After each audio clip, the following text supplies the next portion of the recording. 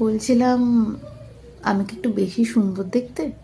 মানে আমি যখনই সোশ্যাল মিডিয়াতে আসি, ভিডিও দিই বা যাই করি, কি করে লোকের নজর লেগে যায়। মিন আমি আজ অনেকগুলো মাস পর একটা ভিডিও দিয়েছি, তাও আনখাই ভিডিও, কোনো বড় ব্লগ নয়, কিচ্ছু নয়।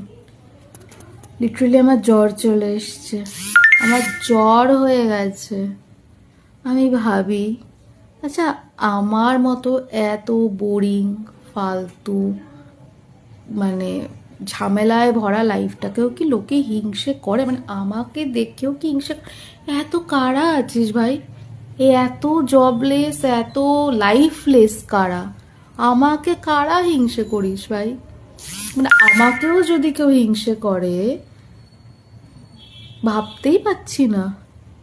আমাকে কেউ হিংসে করতে, মানে আমার উপরেও কারোর নজর লাগে, একটু ভালো নজরও লাগিয়ে দে। লিটারালি জ্বর, ঠান্ডা লেগেছে, ইচ্ছেই করছে না কিছু করতে।